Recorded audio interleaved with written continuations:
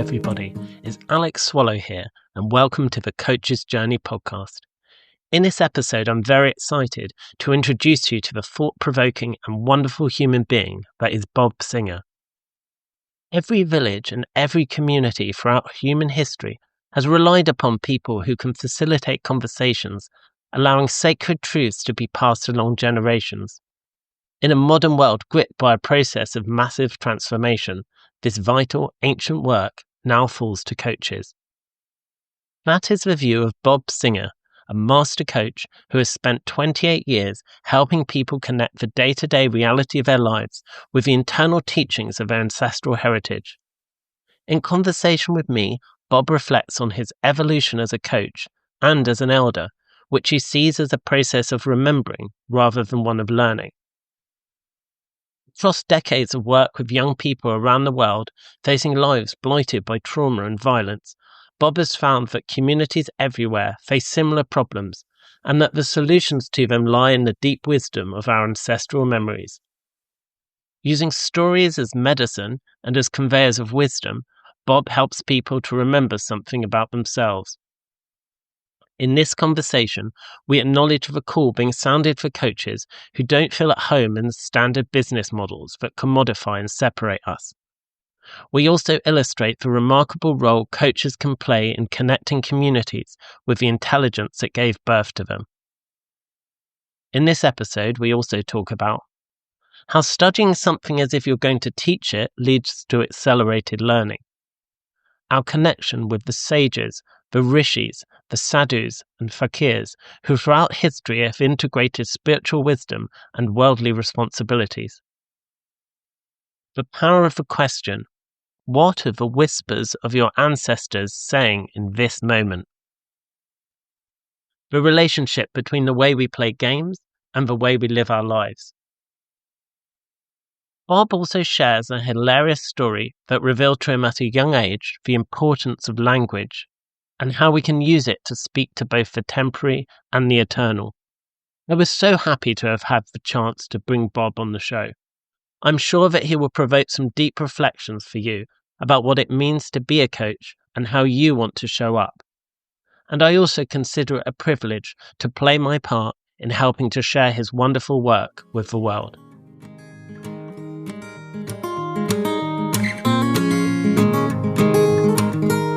Bob Singha, welcome to the Coach's Journey podcast. Thank you. I'm honored to be invited. Yeah, I'm really excited to speak to you today. I just we've only spoken once, but I just got so much from you from that call and really felt your energy and your humanity, and I'm so excited to introduce you to all of our listeners. And one of the things I wanted to kick off with is I know that we're going to get into your journey and all the amazing things you've been involved with, which was what made me first aware of you.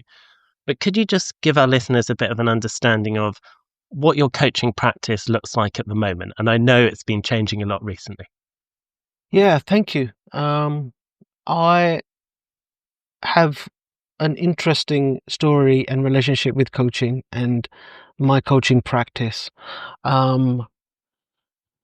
I think that someone listening in will be expecting quite a polished paragraph around what kind of coaching I have, who I have worked with, a kind of CV, and I probably have that somewhere, but it doesn't seem like the right thing at the moment. So, what do I do, and how do I do it? What does the practice look like? I'm a master coach. And I specialize in something called community coaching. And I've spent the last 28 years refining what that means and helping people to remember what coaching was before we started to call it coaching. And what that looks like is I have one-to-one sessions, I have group sessions, I have a training element to my practice, a supervision element, but also a nurturing of the field of community coaching as well. And so Yeah, that's pretty much what I do at the moment. I do some consultancy, I do some training, and I also do some facilitating of meaningful, powerful, potentially transformative conversations across the world. I'm privileged to be able to do that. It's amazing, but that's such a helpful answer. And actually, you said it as if you wouldn't be able to give us a succinct paragraph, but knowing the multifaceted nature of all the things that you're doing and how your work's changing, to me, that was actually very polished, even though you just went with it. So it was Thank beautiful you. to hear.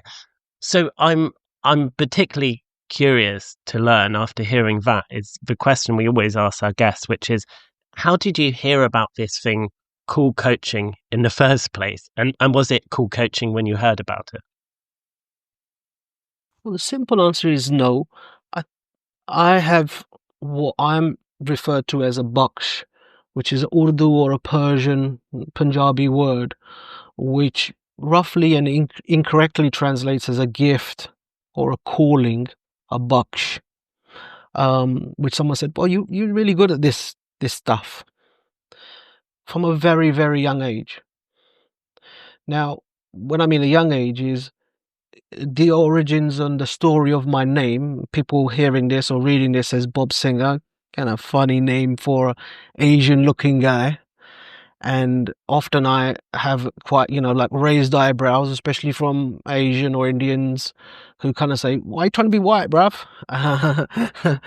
And, often when I speak in schools or with young people or in youth centers or on the streets, I lead with Bob is my name. My name is Bob, and that's my real name, and it's not short for Bob Deep or Bob G, Bob Jinder. And usually people are like, "Yeah, we were wondering that too." Um, so I was wondering it, by the way, Bob, when we first met. So and most people do, even I do. I think it's kind of like weird. And when I meet Stephanie Singh or somebody like that, I go, "Well, that's a strange name," and they look at me like, "Well, you're the weirdest name." And I think, yeah, it is interesting. And my journey, if this is the coach's journey with coaching, has a parallel with my name and what my name is. So my birth name, the name that I was given at birth or even before birth, because people name their children before birth, is Sandeep Sangha. My ancestral family name is Sangha, and people who are Punjabi will know that Sangha farming family is quite a prestigious and well-known tribe of people who tended and nurtured the soil. Potato farmers. I'm from the Sangha clan of potato farmers. Sangha translates as community. So you'll have a Buddhist Sangha, you'll have a Sangha of Forest Gate, of Bristol.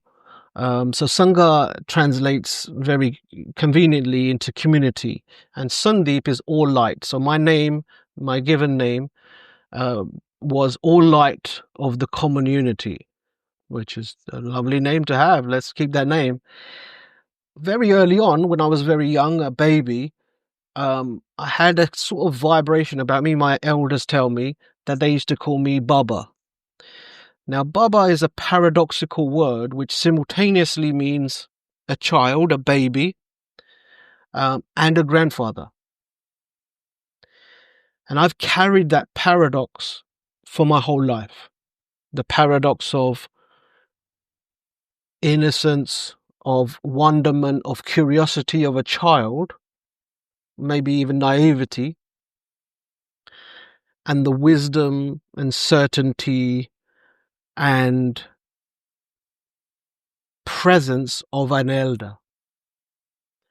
And so I was called Baba, and Baba evolved into Bob, which I find very hard to reject and kind of say, well, call me Sandeep, which I like, but no one has ever called me Sandeep. When I got married, my wife said, well, "I'm going to call you Sandeep. I'm going to call you Bob. What weird name is that?" And I said, "Oh, I'd love that." And then she very quickly said, "Yeah, like, everyone else calls you Bob." And also, it felt like the right thing. It spelt the same backwards, and it has a nice circle in the middle. So to answer your question, introduction and relationship to coaching and this kind of sounds a bit strange and a bit kind of weird and wonderful, probably predates my birth. I have an ancestry of people who facilitated conversations in a village. And I have a love-hate relationship with coaching. Maybe not hate, but the paradox of a baksh is it's not only a gift, and the translation is that it's a gift, a calling, but also it's a thing you have to do now. So if I said, wow, if I heard you sing, I said, wow, you got a gift. It's kind of like, you have to do this now. You must do this. This is your sacred duty and almost your curse now, that you have to live with this. And I'd love to have had a baksh of being an accountant or a singer or, a striker for Arsenal or a footballer. I'd love to have that. Like, what a strange baksh to have. You can facilitate really good conversations. Like, what? I would have a bigger house if it was something else. But I have this baksh, and I have a deep ancestry in my bones around this. That's wonderful. And also I was kind of smiling because I was thinking to myself, we've never done this, but we've had now more than 100 episodes of the show. And I was thinking, if we took all the guests that have been on since the beginning and we sort of plotted on a timeline, who was it who heard about, coaching earliest and who was connected to it earliest? I was thinking, oh, maybe now Bob would, be the furthest off this end, essentially, because we might have had someone who read a book as a child, but yours was your naming before you were born, which I think is so incredible. And I think, at what point then were you at what point were you even aware of like the significance of that? So this concept that it's something which is, and I think probably the English words don't do it justice. So when you're saying about that sort of, even like the love-hate relationship and the sort of blessing and curse, I get the feeling that it's kind of like, it can't be, to explain the concept would be, you could write a book on it. It's not something you can just be like, okay, that word specifically correlates beautifully there. At what point did you become aware of it? And were you aware of it through things you did? Was it something you read? Was it thinking about the topic? What made you aware that this was your gift? Yeah, I think the way I would answer that is that I was fascinated with human communication. And so I trained as a child. I wanted to be three things. I wanted to be a teacher, I wanted to be a priest, and I wanted to be an actor at the same time, not either one of those Oh, things. right. Okay. So it was a strange thing. There was a similarity between all of them. There was a kind of performative, there was a communal nature to it. There was an access to wisdom and an intelligence. And there was something about that said, yeah, I'm good at this. Um, and so I remember in my childhood, we had various different Bibles and sacred texts. Jehovah's Witness would knock on a door and my dad would invite them in, and we would have philosophical, like we would be Many the only people one. do that, I must Yeah. say. So we would be the only one who would kind of like have like these conversations. Like usually people are like, well, no. And so we would have these conversations, and I would be like a very young child having these conversations, and then kind of like reciting and then just telling somebody else and telling my friend, probably like annoying. I was like an annoying person to say, oh no, Jesus, or whatever. And, my dad was a lecturer in India. And so there was a kind of academic rigor to kind of Shakespearean sort of texts. So I wanted to do that, and so I became fascinated in theatre, and I trained in theatre and drama, and had ambitions to kind of to move into more of a social impact theatre. So revolutionary theatre, people who are interested in theatre, Artaud and Brechtian theatre, lock the doors and splash the blood into the audience, like really kind of immersive theatre. Like I was like, what, we're allowed to do this and not get arrested? And so, like when I found there was like weird, like gestalt, so almost gestalt therapeutic theatre experiences where you'd lock the doors and, like you'd say, okay, we're not going to just see a riot, we're going to punch the people. And so I would like be fascinated with that and, have loads of fun in A levels and, GCSEs. My whole school life was around drama and theatre, and then moved into communications. And then accidentally left university and said, well, where's the job? And no, there was no job available. Quickly started to volunteer at a young people's, what used to be a drug service, a information service, doing workshops in schools. And I was volunteering there, helping with the media. I'd graduated in learning how to create audiovisual production, as they would call it, like content, as you would call it now. And I became a youth worker in 1996. And, I was introduced to this world which was of social impact, working with vulnerable, at risk young people, saying, wow, this is amazing work. And they were like, you got to be communicating, and, this is, you got to be at your best. This is sometimes life and death, and this is, real interesting work. This is not academic. This is not on the theatre. This is not you pretending and then you can go home. This is not just a safe space. This is real. And where coaching came into it was, as I progressed in that organization, there was an organization I stayed with for 7 years. I went through the ranks. I was the youngest manager. Before that I was the youngest workshop leader. I done really well. Like I was academically minded. I, became the youngest manager, become the youngest senior manager. And what happened was we had something called supervision. We had a supervision where everyone, including the young volunteers, everyone had supervision. They had a place where they would have a one-to-one conversation, which we called supervision. And then when we were fascinated with what's the difference that makes the difference, everyone named that supervision, that space where they could go and they could access, insights. They had a reflective practice sessions. And so we was like, supervision, this is amazing. And I started speaking at conferences about supervision. And what happened was someone said, this is not supervision. Like, I don't know what you're doing, mate, but this is not supervision. And we're like, oh, what you're doing is like a shit version of supervision. Like, that's why I would be very arrogant, even more arrogant than I am now. And I would say, well, this is like supervision. And then someone came up to me and said, what you're doing is coaching. And I was like, oh, is it? Well, let's call it coaching. And so I said, like, let's find out about this. And, Tim Galloway, I think his name is, whatever. There was like some books, and, Whitmore was doing his thing over there, and there was Tony Robbins over there. And someone said, oh, Tony Robbins, read his book. And I was like, I devoured all of that stuff and said, coaching. And so instead of calling it supervision, we called it coaching. We started to implement it in 1998, 1999. And I got immersed in it. I was like, oh, this is coaching. And it was very embryonic then in this country. There wasn't many coaching schools, and, CTI was somebody's, somewhere distance lands. And so then it was like Tony Robbins and all of these, wildly positive and, quite Americanized versions of coaching.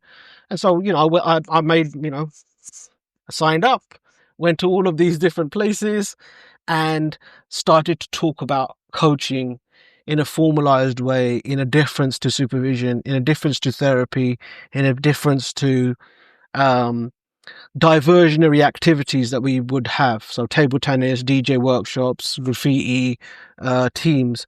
What they were doing was, nice, the conversation I'm having with you. Like I can chat to you, mate. And so we would take coaching to where it was needed the most, where it was originated, where it was most useful. And that's where coaching started back in 1997. That's sort of dating me a little bit now. And so that formulated into that, and then evolved into something called the Youth Coaching Academy, which I co-founded with my brother at the time. And we went on to write the first accredited youth coaching courses in the world, which took a lot of people's effort, a lot of people's inspiration and support. And so that was back in 2001. So that kind of sort of launched me into being comfortable with saying something, which was coaching. That's that's an amazing journey, and I also am fascinated that you started that off with your brother. So, you know, one of the things that I was really hearing very strongly in all the things you were saying was that you just seem like a person who just has a thirst for knowledge in some way. So, you know, going back to when you said about the Jehovah's Witnesses, and you know, sort of letting them in and debating them, and then also telling other people about it. And I think I know you were saying about the being an annoying little kid, and I could imagine you telling all your friends about what these people had said. But I love the idea that I think there's a difference between, for me, a person who learns things and doesn't want to share them, and a person who learns things and is desperate to share them. And when I think of like the way that I experience the world, I think I'm a person. Curiosity is one of my major values. I'm always very interested in learning from people, even if they work in areas that I'm is nothing to do with me. I love learning from people and their passion and seeing their passion. But I think there's a huge next piece, which is about how does anyone then communicate that with other people so that it's not this sort of jealous hoarding of knowledge as if we were a dragon with the gold. It's a kind of, we've had these opportunities to learn these things that not everybody will get to have for all sorts of reasons. What are the pieces that we can distill which would be useful for other people? And so then the stage you've got to with your brother, when you're launching this and sharing it, feels to me that you were very much thinking about how to share that with other people. Does that sound right? Does that ring true to you? Yes. I mean, a lot of the things that I now talk about and train around coaching um, seemed obvious to me. I think that there is and it's taken me a lot time to kind of um, sort of admit to some of these things, because it kind of sounds like, oh, you're a bit big headed and you kind of know how to do some stuff, and it takes me a really long time. And I always caveat that with, like, I wish I didn't know how to do this. I wish I could do the other stuff. Like, this is not a really, this is a tough profession. This means, I've been to a lot of funerals of teenagers. And this is not a glamorous thing to have a talent around. Like, I get the call when, like, you don't want to have those calls. Like, I don't want to have those calls. But so many years in, there's a place where I say, I'd be a dummy if I didn't know that there were some patterns and there were some things there were some classes that I missed, which someone said, this is really difficult. And I was like, oh, is it? I didn't even know it was difficult. I was just doing this. And so the aspects of what coaching is and how it was seemed like whispers to me. Like, I knew those things. I didn't learn those things. I remembered those things. And anyone who's listening and watching this, that's at the essence of coaching. Like, I didn't learn coaching. I remembered it. I became part of it again. I became a member of it again. And most coaches will go through that process. Most learning, if not all, let's say all learning, is remembering. Often associated with Plato and Socrates and all of those things, who have Vedic origins. But what happens is, if you see someone who's learned something, and when I learn something, there's a kind of moment like, it looks like they've remembered something. Oh, like they've remembered their keys. Oh, like, oh yeah. And that concept of becoming part of something talks about a really important truth, which is learning is a communal process. Transformation is a communal process. And somewhere along the line, chuck in a little bit of colonialism, imperialism, a bit of racism, a bit of money, a bit of like, let's grab all that stuff. we've become quite separated and quite isolated from the very processes and the intelligence that we relied on. And so coaching became a remembrance rather than a thing that you didn't know how to do. It's a thing that you kind of said, it's like laughing. Someone goes, well, when did you first start laughing? And like, how did you learn how to laugh? And, is there some people that like laughing and not laughing? Like, what? What are you on about? Like, we come with a DNA and the concept of being connected, not only to each other, but our roots. And roots and fruits not only rhyme, they are the same thing. The fruits become the roots, and the roots become the fruits. And so the concept of learning something to teach and learn and teach, is only separate because we've learned to separate those two things. And so the best way to learn something accelerated, it's one of the principles of accelerated learning, is to learn it as if you're going to teach it. So you conceptualize it into frameworks and distinctions that I'm going to be teaching this tomorrow. Now, you don't have to teach it tomorrow, and you don't have to, but there's a concept of, if there was a 10-year-old child that you have to explain this to, how will you explain it to them? And then you take that lesson plan or whatever you want, and you do it to academics, and people go, this is amazing. And so there is an essential, fundamental truth in coaching, which is deeply human. And so it's about accessing those conversations, and almost stripping away stuff rather than teaching people some stuff. Wow. My honest reflection at the moment is there's probably at least 10 different concepts that I'm curious about that you've mentioned that kind of relate to each other. There was the thing about the accelerated learning was fascinating to me. The idea that you learn, and then if you learn as if you're going to teach it to others, the way you learn will be different. There's the idea of the remembering, and there's the idea of decolonizing stuff, sort of getting back to that. There was the idea of the fruits and the roots, and as soon as you said it, I was like, oh, I see. Then it's the other way around. It's like the wisdom of, in the Lion King, our bodies become the grass, the antelopes eat the grass, we eat the antelopes. There's something in that. What direction do you think we should go in to explore this further? You mean us in this conversation? Yeah. So what do you think? What do you think next flows?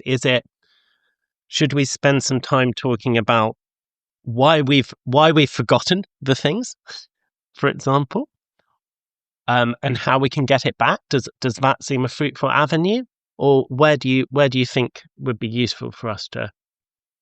Yeah, I think that's a beautiful question. I think that what I would suggest is, this is an interesting place we're in. We're speaking to each other, and someone's listening to this 1 day later, 1 year later, 10 years later. We're doing something else while someone's listening to this. And so this conversation is a communal conversation. It looks like I'm having a conversation in a monitor in my house. But then you seem to be there, and we've got a concept that there's other people here, and I've spoken about my ancestors, and before we had this conversation, we spoke about your wife and your families, and so many people in this conversation. So where I would be suggesting is we connect with what's useful for somebody listening in. Where I would always go, like someone See, I come from a fucked up childhood, and I don't often, if ever, talk about that. I don't use it as a kind of like, rags to riches or whatever.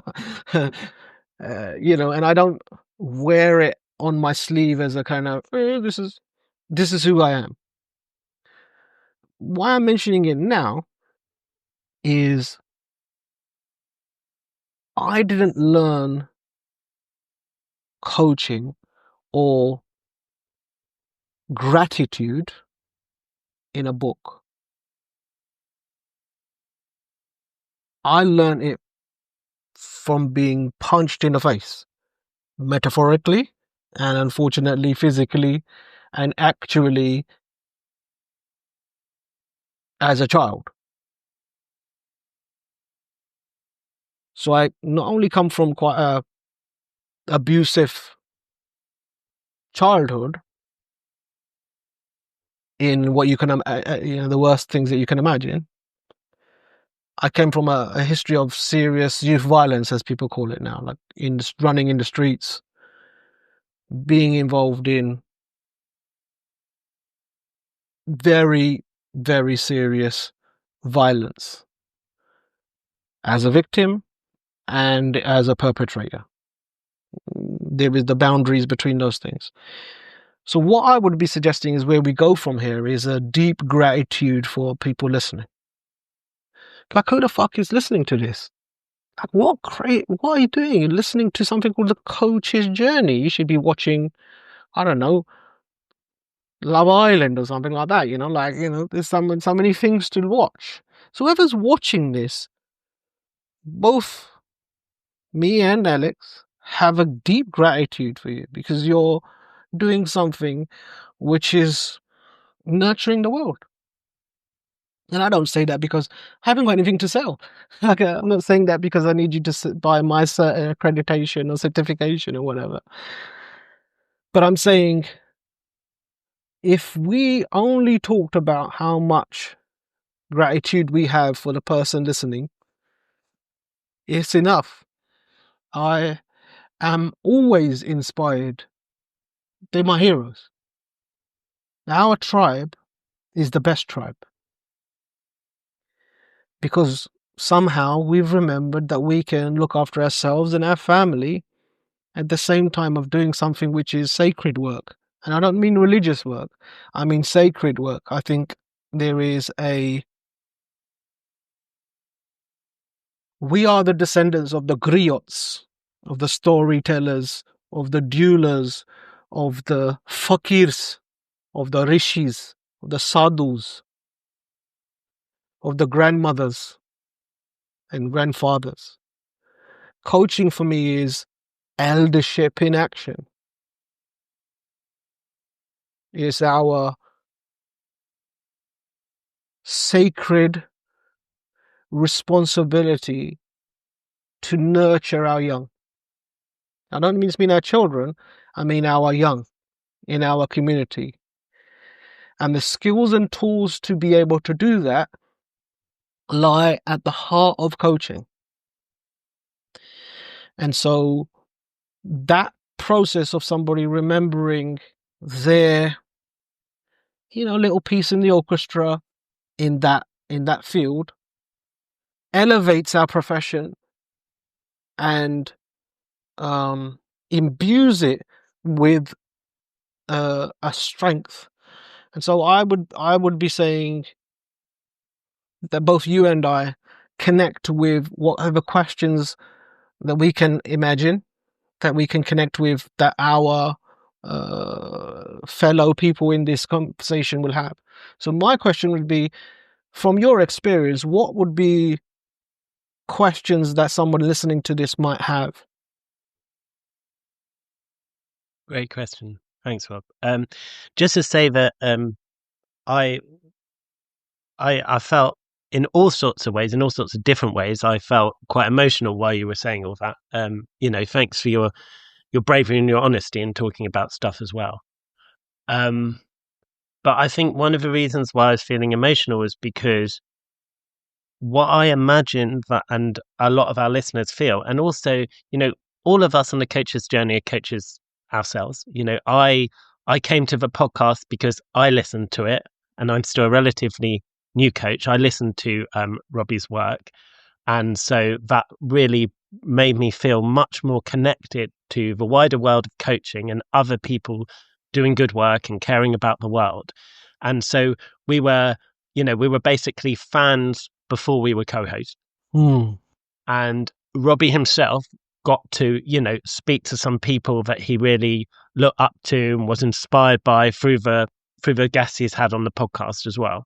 So we're all part of that process. So neither you nor I are saying, we're somehow external to this process. We're very much part of this process.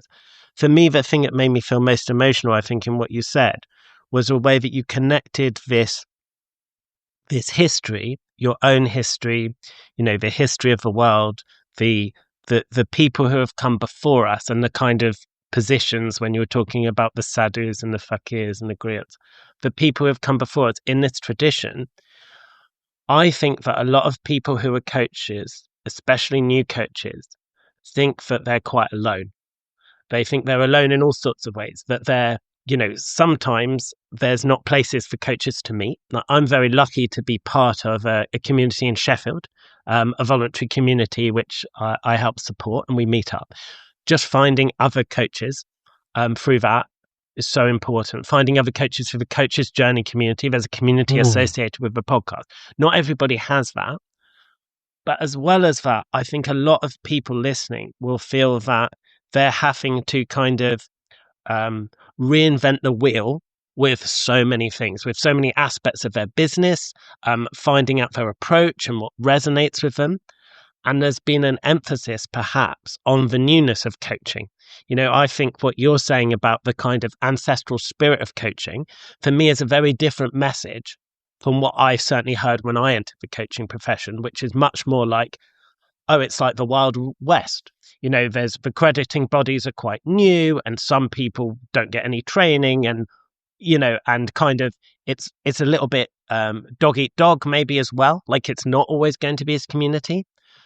So I just think bringing alive to people this idea that there have been these traditions embedded in human history and human knowledge and understanding of the world is a wonderful place to be, because we just all stand on a slightly surer footing, and we know that we're moving together.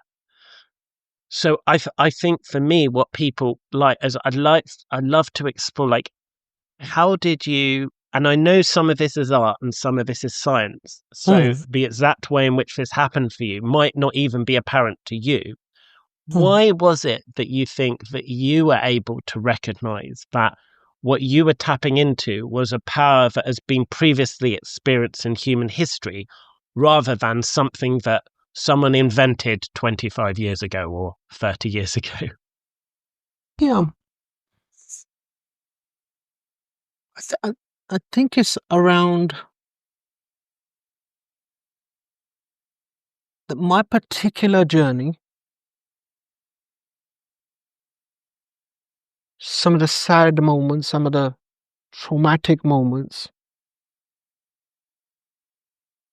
have served me. So I've developed a model. And a lot of people are like, yeah, let's get the models. Oh, come on, man, this is the model bit. Here we go, Bob. Here we go. This It's is the model. training. This is the 5-step process. This is the 5-step process. And I love that. I love that. Like the election, like the next person, like let's, especially when it rhymes and all of that other stuff. And so when we do youth work, which is actually elder work, this is a different thing. It's like youth workers and youth work, and no one really liked youth work, and we need to have more youth work. And I've always known from this is not youth work. This is elder work, because no one knows what's that youth work. But learning how to become an elder is part of what we must do as humans. We are the descendants of people who knew how to be elders. The people that didn't know how to elders died. They got killed by the lion. So they died. So if you knew how to nurture your young, they're the only ones that survived. So we are the descendants of them. So it's imbued in our DNA. So that's why it's not a new thing. So eldership and coaching, at the essence of it, is about eldership. But before certificates, there was ceremony. Like, we've got lost a little bit. If you look at what is colonialism, imperialism, the British Raj in India and all around the world, I'm sitting in London, like the centre of the empire still. The classification, the categorization, the separation, the codification, that you're a Hindu, you're a Muslim, you're Pakistan, you're Punjab, you're Put up a India, border, an arbitrary border between you're places. working class, you're vulnerable, you're not vulnerable, you're free Right. school meals, you're not free school meals, you're a young offender, you're not young offender, you're a young leader, you're Oxbridge, you're shitty university, is part of what happened. We separated everything. To know something, we made distinctions. Something that is not separated. Both are needed.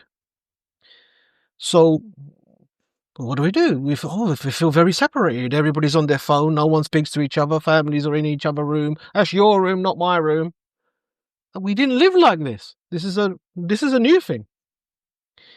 And so then we say, right, let's have the coaching version of that, which is, I'm a health coach. Oh, great. So what? So health is not connected to your career? Oh, it is. So what happens then? You just stop speaking, and so what happens? So there's a integrated interconnectedness. So Stephen Covey talks about dependence, independence, interdependence. Usually in a threes. So what happens is there's a intelligence from nature that farmers need to know. They need to remember. There wasn't a school that said, what is a season? There's the weather. And you align yourselves with these patterns, this intelligence. And so when I work with young people in a group, in a circle, in a coaching circle, in coaching conversations, I'll tell you a story. Like, this is how we used to pass on and remember stuff. So when you're listening to this, anybody listening to this, this is a story about you.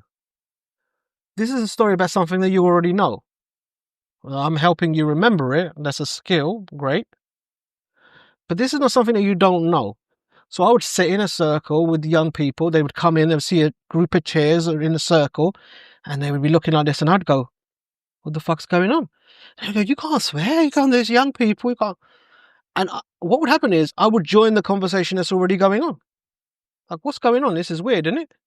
And I would be just saying out loud what people are thinking. Like, this is a bit weird. Hope this is going to be good. Like, what's going on here, bruv? I'm going to tell you about my sad story. Like, you coming into... You want to tell your sad story. Like, you got a face that you think this is therapy. Like, bro, like, what's going on? Why is the chairs like this? And they would be looking at me like, what's going on? Now, people who come to observe that, and coaches that want to go, oh, wow, Bob's doing kind of like reverse psychology. And I'm like, no, I genuinely think this is quite weird. Like, what are we going to do here? Like, I don't know what I'm doing. And they're like, oh, wow, you're pretending to not know what you're doing. And I'm like, yeah, I don't know what I'm... Like, this is quite vulnerable. Like, this could be really shit. And what would happen is we'd go in there and I say, okay, cool. We're going to have a conversation. And we're going to come out of our comfort zone. That's what the schools told us to do. And that's what, the colleges asked us to do. And everyone go, yeah. And I'd say, right, so to come out of your comfort zone, that means you're going to be uncomfortable. And they go, yes. And I say, okay, so let's talk about some things that you feel uncomfortable about. And what we realize is, how can we have the audacity to speak to people about things that I feel uncomfortable about? Stretch. How have we got the audacity? And so what happens is, when I'm training someone to become a coach in a community, especially with young people, is let's slow down. Contracting is deeper and longer when you're working in communities and you're on the street and you don't have a certificate and you don't have a plant in the background to save you. And so where we start is in the scars, in the story that a person has. We share and we hear. And so the model that I've developed is called scared, scarred, sacred.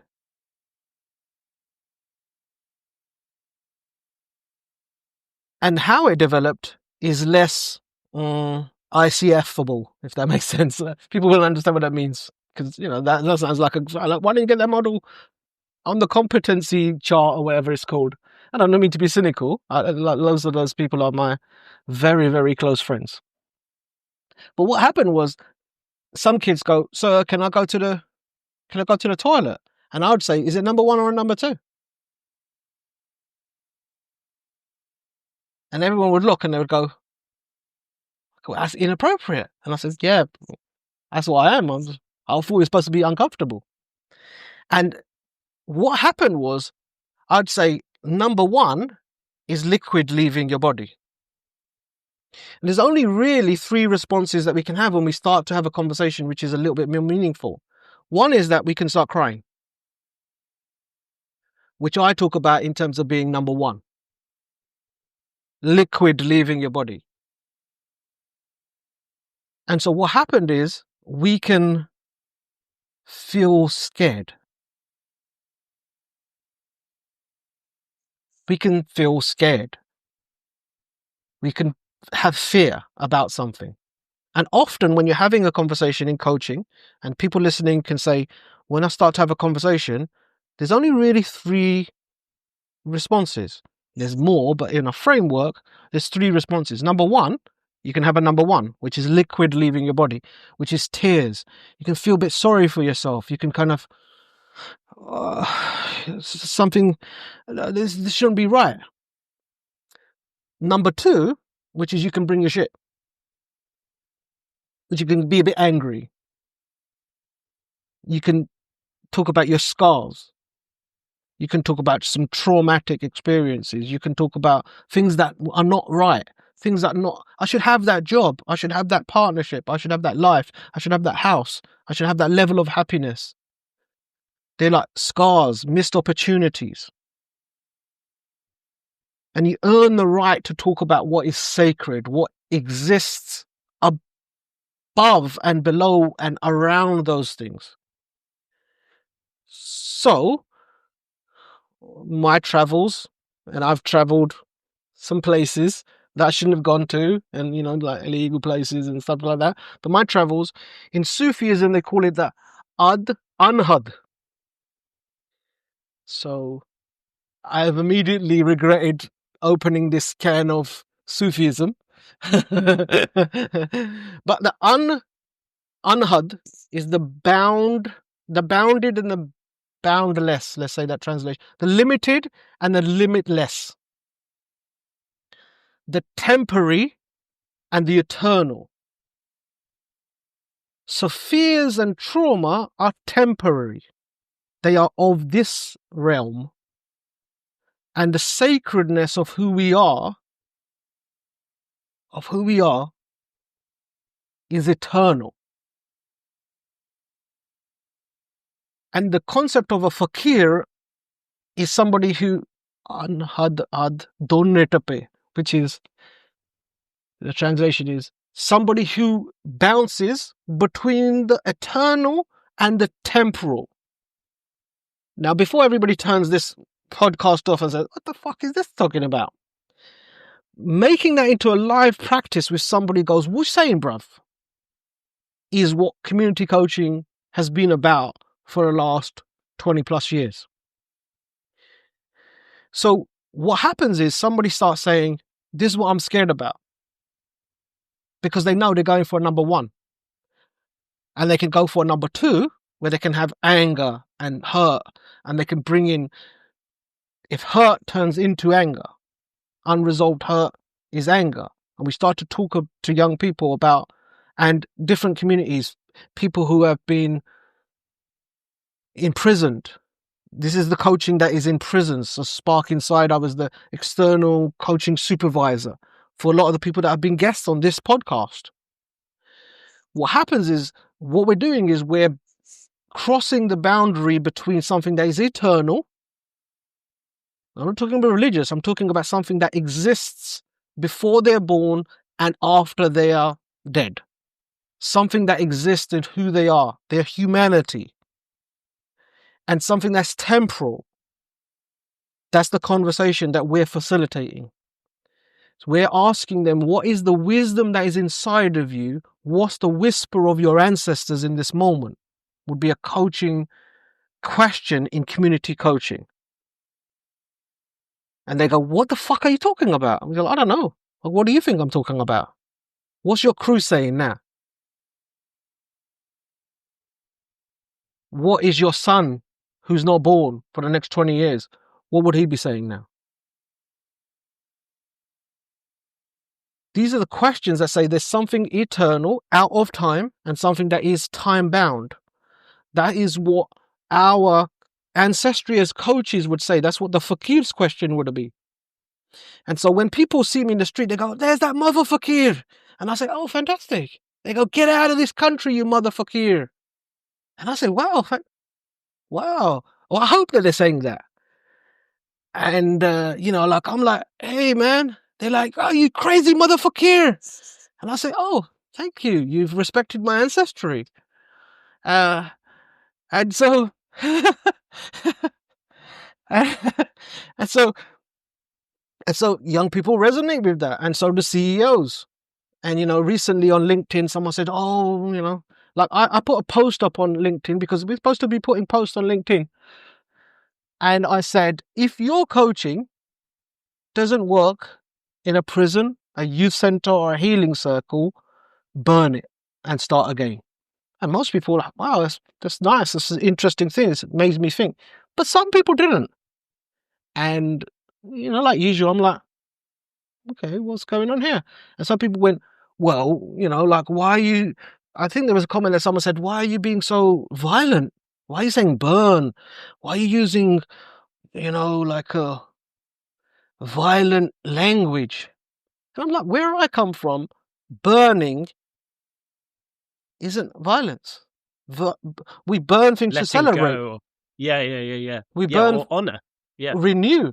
You got married around a fire. Well, yeah. And as I think I told you, I actually put so much gear in the fire that it set off a fire alarm. So I was really celebrating. We try to avoid that little bit of violence that you tried to initiate at your wedding. But at Lodi ceremony in northern India, that is what happens. We burn our fears. We cleanse. We renew. We burn. And so I've been accused, well, you can only work in the streets and with young people. And I'm like, actually, I've worked in boardrooms and, corporates, like it's the same thing. If it's not in its essence, humanity, human nature.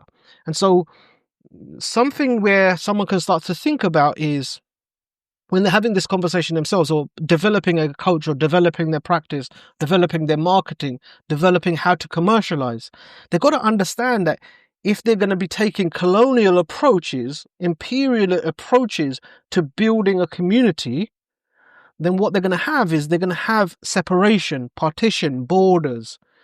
I'm this person, a niche. I'm not working with that person. I'm not going to be heard. Then you're going to have some language like high ticket, high ticket clients. What the hell does that mean? Now, what we have to have is we have to have a connection with people's fears, with their scars. And what I've started to say to people now is you can't laminate lived experience. And no one gives a fuck about your certificates. They care about your scars. And it's about bringing our scars, about bringing our lived experience, which cannot be replicated by AI. It's about bringing our lived experience. You can't certify empathy. You can't make it into a core competence. You have to know that it's in our ancestry. We have to. We live in a country that only 100 years ago burnt women for speaking. And so when we coach women that say, well, I've got to do a public speech, but I'm really terrified by it. I'm more terrified of speaking than death. We have to know where that comes from. That was real. If you want to speak, especially about sexuality, if you want to speak about your desires, or let's get that. Let's tie her up. Let's duck her, burn her up.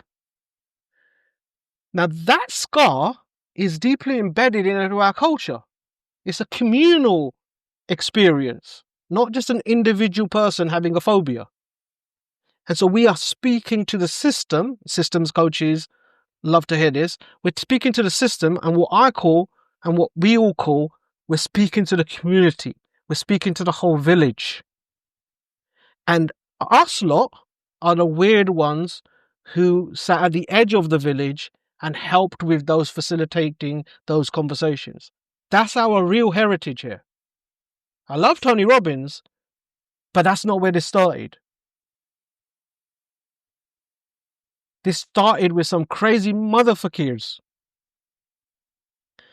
Some men and women that were walking around a little bit half naked, people taking the piss out of them, but they were doing a very, very important role in our village.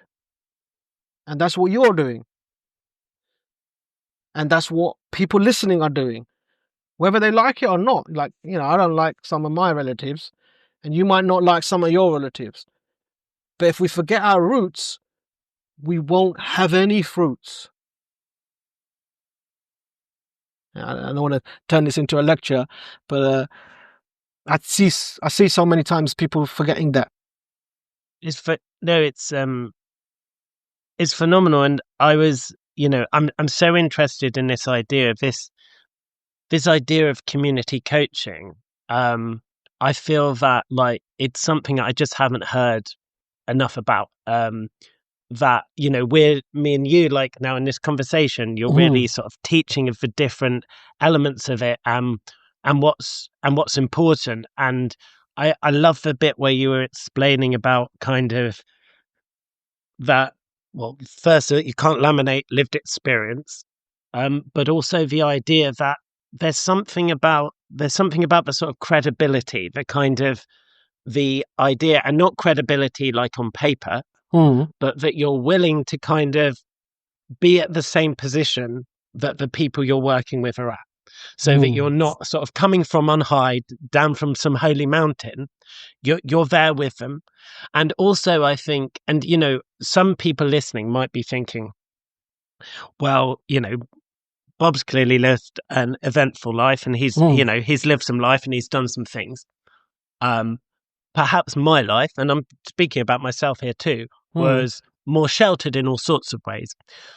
So they might be thinking, well, what would I have to offer? What would I have to offer in the context of, say, working with people who are really going through a lot, like you've described about the young people? So could you unpack that a little bit? How does it work in terms of, if you've described that it's not like community coaching, and as the way you understand it is something that should be accessible to all coaches, we're not placing those boundaries. But at the same time, there's some core tenets about the way that you should be with other people, which will enable you to be a good community coach. Could you explain a bit more about community coaching and how you see that as working? Yes, I'd love to do that. I think it's time for us to remember what coaching was before we started to call it coaching. There's almost an essentialism revolution going on. Let's look at music, for example. What was music before we started doing what we're doing now, like Spotify? Like, people say, what do you mean? Well, there was a time, and more of our human history, where music was a communal activity. Everybody goes, oh yes, Like, it's not a bizarre thing. Everybody goes, oh, what do you mean? I say, let's, for example, my son's going to be 18 in September. And I say, yeah, Alex, come around. Like, come, we're going to have a birthday party. He'd bring the cake out. This is a ritual. So before routines, there were rituals. Before like 5-step processes, there were rituals. Now they've been bastardized and said, oh, rubbish. We're going to be very academic about it. Well, cool. Well, what was the wisdom that was encoded into rituals? So what happens is the cake comes out, everybody knows, no one goes, well, what's this? You know what that is, don't you? You're like, there's a cake coming out, and then we go, ha, and you know what's happening. Now, I don't say, okay, everybody, sit down. We're going to bring this person from outside, and they're going to sing happy birthday. And we're going to watch on chairs. Before stages, there were sages. So before we put the musician on the stage, oh, Ed Sheeran, and we sit like this. Here's the money. Before, we sang happy birthday. So years ago, my son, when he was 10, he's like, I want to have a pool party. And I was like, what, snooker? And he was like, no, in the swimming pool. And I was thinking, was he a gangster? Like, is he like some sort of hip hop geezer? He wants to have like a pool party. And he was like, no, Dad, in a swimming pool. And I was like, oh yeah, I knew that. So I was thinking, what's he going to do? He's like, bikinis and tequila. Like, that pool party meant something different to me. It's like, you're only 10 years old. And he was like, no, at the swimming pool, Dad. What are you on about? I mean, so must be like DJ Khaled sort of. Yeah, like, yo, talk. I was like, you're 10 years old. Like, we'll do it, but your mum's going to be like freaking out. He was like, Dad, at the swimming pool. He's only 10 years old. So he gets his friends, and I'm singing, I get the thing, and I say to the people, happy. And I look at the people, and they're not singing. So I said, hold on a second. You got to sing, bro. I look at the dads, and I say, you got to sing. And they're like shy. They're like, we don't want to do communal. And so what's happened in coaching is a similar thing. We've professionalized a communal activity. Now, there were always people who were artists. There was always people that we would give blessings to, we'd give money to, who would be like, this is what my profession is as well. But music was owned by the community, still is now.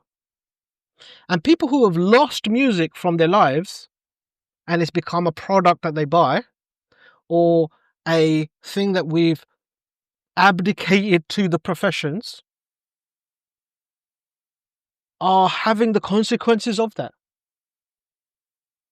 They don't have the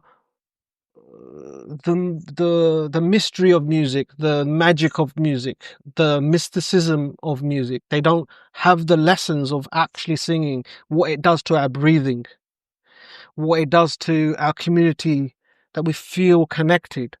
People feel very disconnected. And I was like, yeah, but how is music integrated in your life? And so what coaching is how are conversations, how are meaningful, powerful, potentially transformative conversations, where do they fit in your life?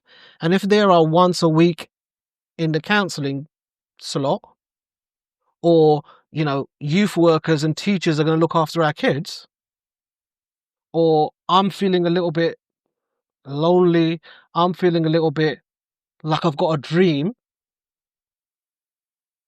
it doesn't seem like a communal, I can go to the village and I can sit in a circle and I can say, is it okay if I share and kind of help me reflect? We've colonialized, imperialized that into a commodity that we can sell and package into a funnel, which says, right, now you got to buy this, and now you got to do this, and now you got to do this, and you got to do this. It's all well and good. Like, I genuinely, please don't email me trying to criticize, or like, we've moved from coaching to ka-ching, Coaching to ka-ching, I love it. Like a till. And, money's important.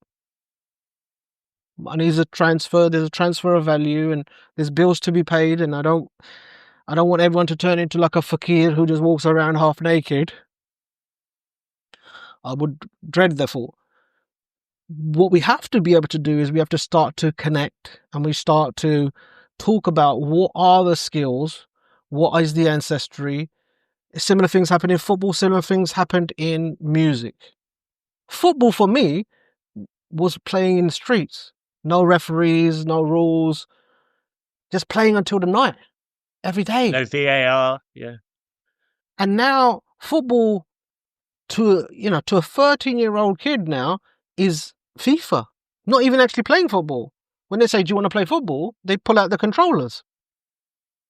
So what was football before it became Premier League? It was a communal, let's get together, let's have conversations on the way to football while we're playing football. So you see your mates and you go, hey man, what's up? You all right? Ibrahim, like, you're looking a bit. And he's like, yeah, like, I'm worried about this. And we start to have a conversation using football. Like, hey, I got your back. Like, like, no worries, man. Like, I'll be your person. Like, I'll be your substitute. Like, we had a metaphor of how to have a conversation. It wasn't separate. It wasn't passive, let's watch something happening. And so my encouragement, my invitation to somebody listening is to say, how do you make the conversation a bit more communal? How do you remember something that you're naturally talented at? In the same way that you know how to breathe, and you know how to regulate your blood sugar, and you know how to regulate your heart. It's almost like we access something which is a little bit deeper than something that we've learned on our weekend course or on a 6-month course. And so my philosophy for many years now is helping people remember what coaching really is.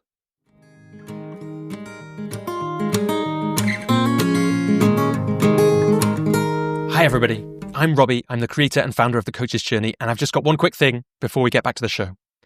As part of our commitment to keeping episodes like this free so we can support you and coaches like you, we'd like to ask something of you. Wherever you're listening to this show, please click subscribe or follow for The Coach's Journey. That's a free way of supporting the show and helping us continue to support you and other coaches. Thanks in advance for subscribing or following, and if you want to hear about other ways to support The Coach's Journey, then listen all the way to the end of this episode or visit www.thecoachesjourney.com.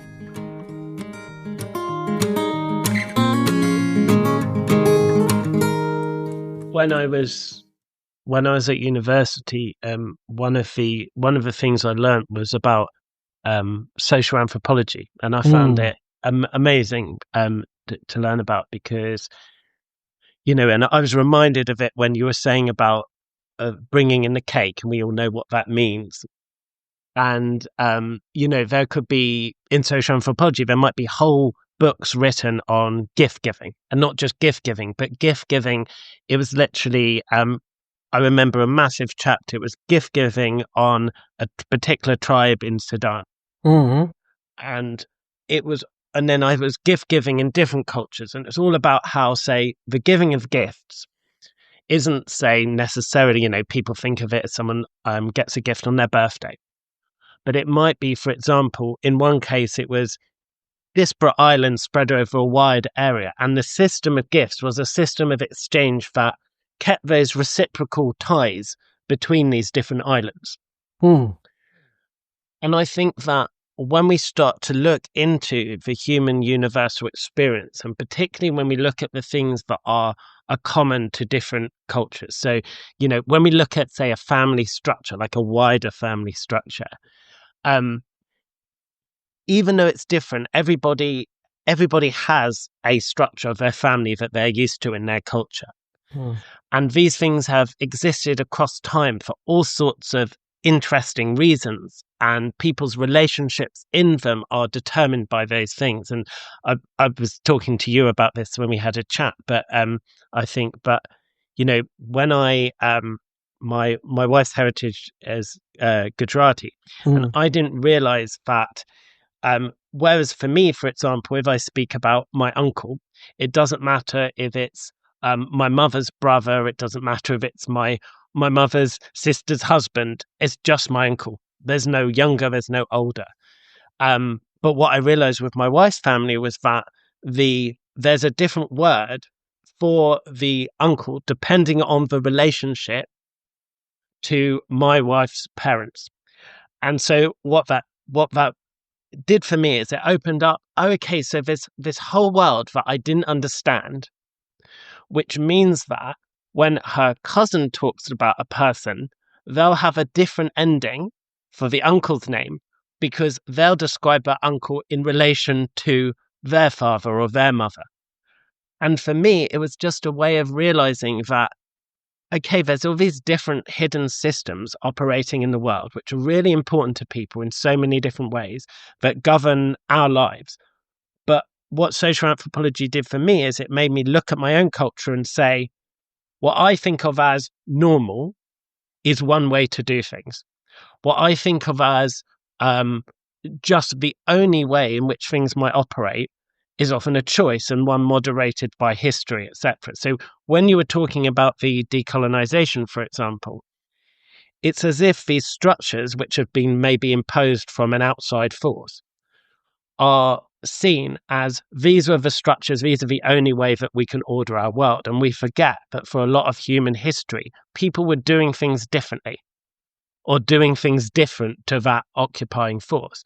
And so for me, I think when people listening to this are thinking about who they want to be as a coach and how they want to show up, a lot of it for me is people working out really to trying to understand not that they're going to follow some other person like a guru in terms of, this is religiously the particular model I have to follow, but having a bit of that sense of experimentation, a bit of that sense of play or of practice.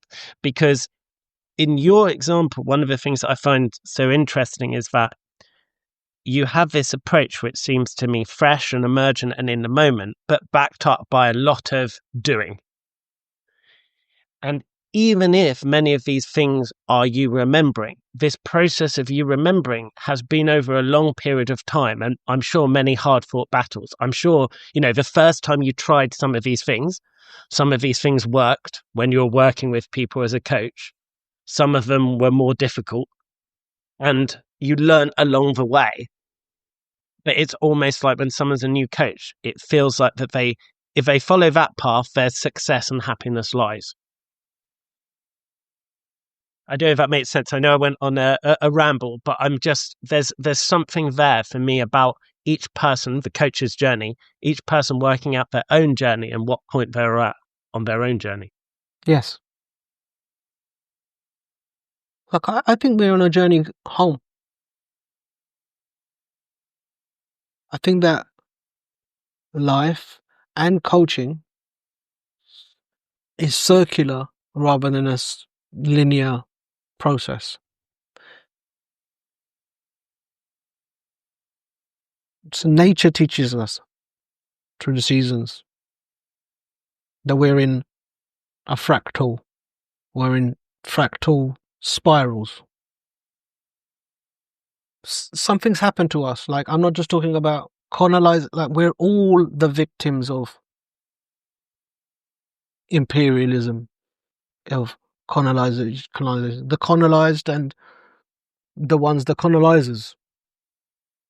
Colons, too much colons going around. There's a difference between duality and the Trinity. And I'm not just talking about Vedic Trinity, or I'm talking about the Druids, the Mayans, Vedics, Ubuntu in South Africa. We're talking about simultaneously people understood a wisdom, the ancestral wisdom that we have. There's some really crazy motherfuckers from this country. You go to Stonehenge, it's not just a line, it's a circle. Not accidentally a circle. It's saying that where you're going to start, this is an eternal. There's an eternity in the circle.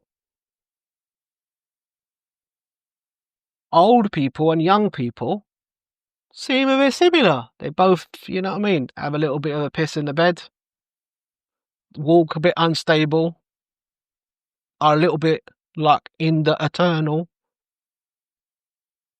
Because that's giving us a wisdom. That's saying to us there's a wisdom. You might start off as a coach and you're in a conversation. When we talk about Mama Ji, Chacha Ji, Masi, Fuwa, instead of auntie and uncle, is because that we are a language, a culture which has turned in on itself by saying auntie and uncle, which is, if I was your uncle, I'm the uncle, you're the nephew. When you say Mamaji, 3 entities appear, not 2. Someone says, what do you mean? Immediately, I know I'm Mamaji, you're my Panja. And the relationship between us is now an entity too. And so 3 things appear: Father, Son, and Holy Spirit. Brahma, Vishnu, and Shiv.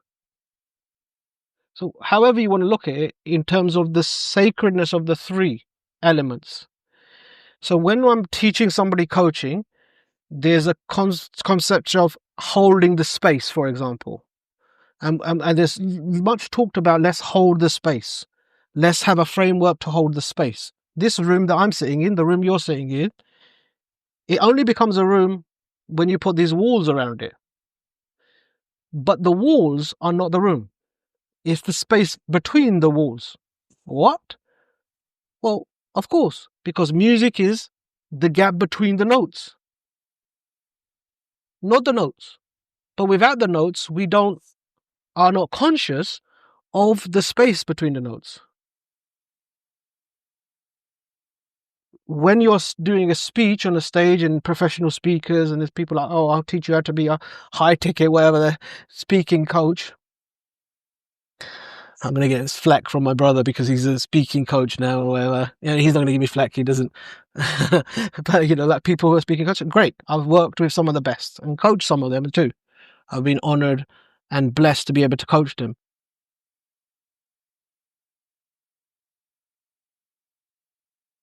We talk about holding the space. Now, where does that come from? Our ancestry is this. Now, when you breathe in, the old word for God is Yahweh. Yah. Now, that's because it's the breath.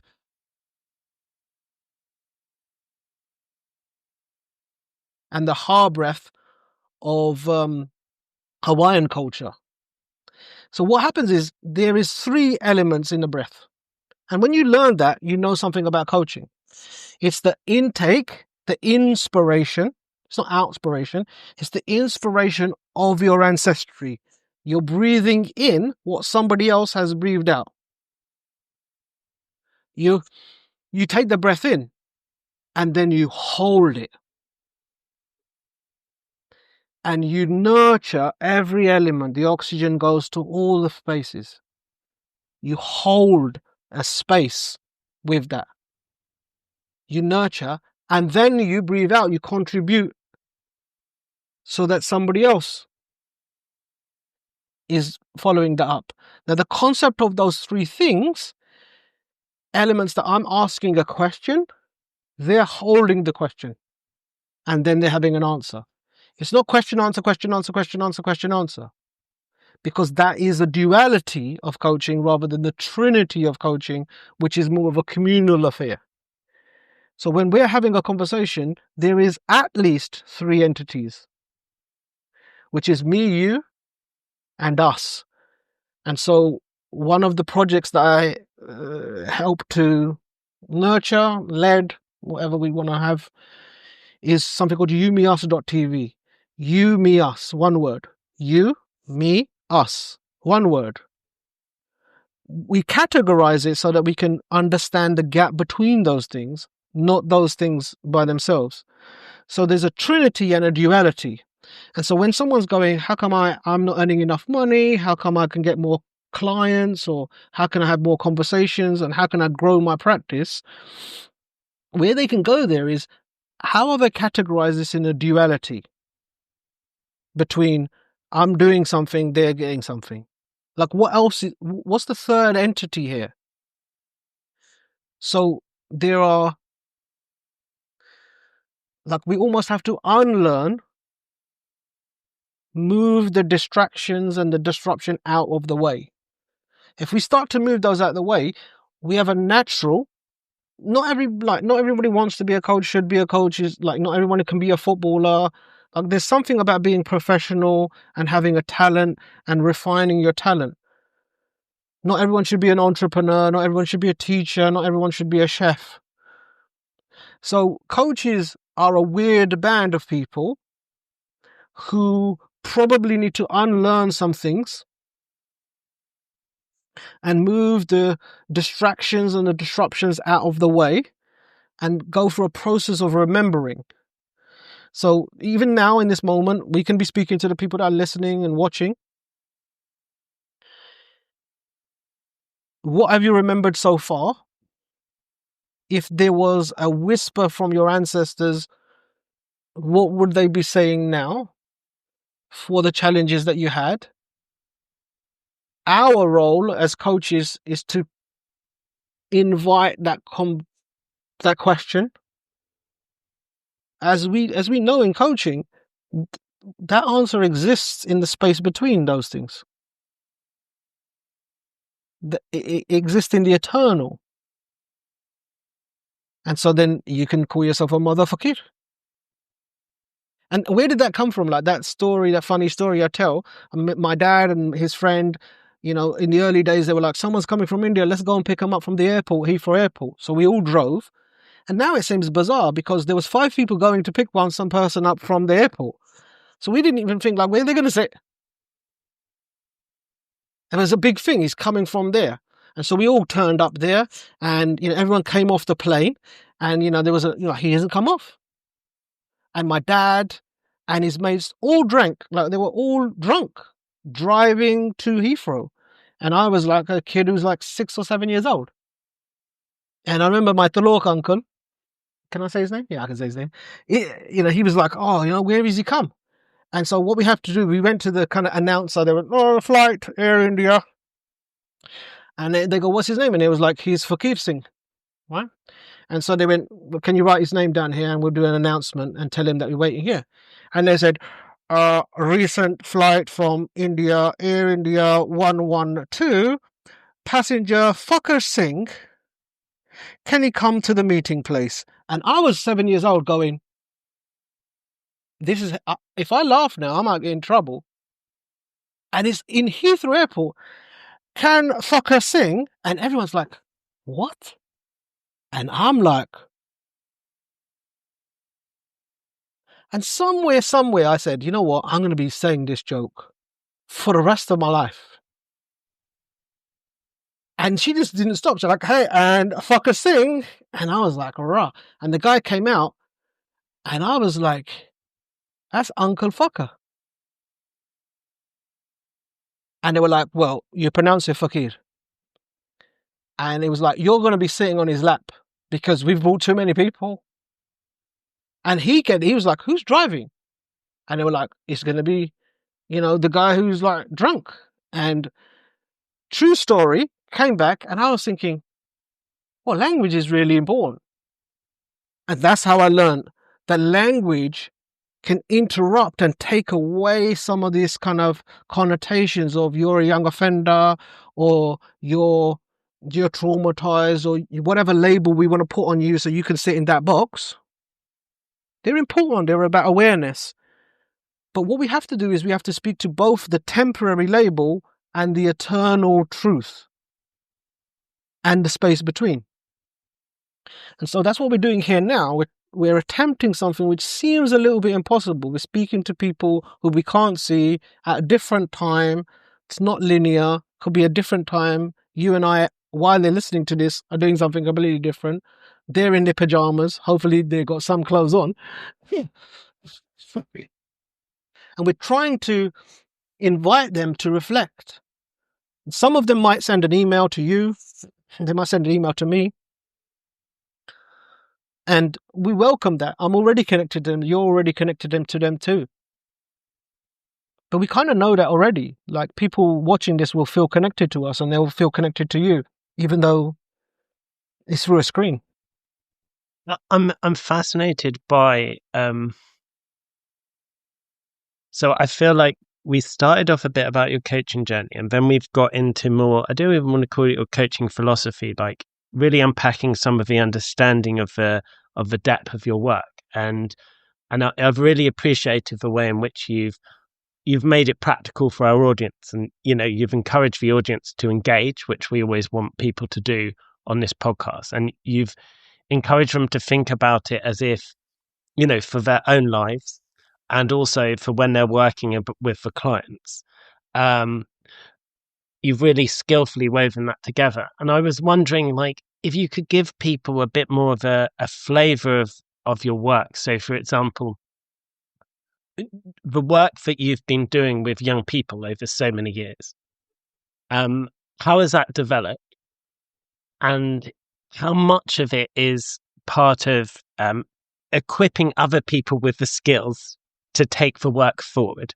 So, and I know, through speaking to you, the different phases of your own career and the progression and the things that you've done and that you want to do are sort of important to this story. But when you started working with young people and the work that you've done, like, how has that developed over time, and what has that looked like? I'd really like to know more about that.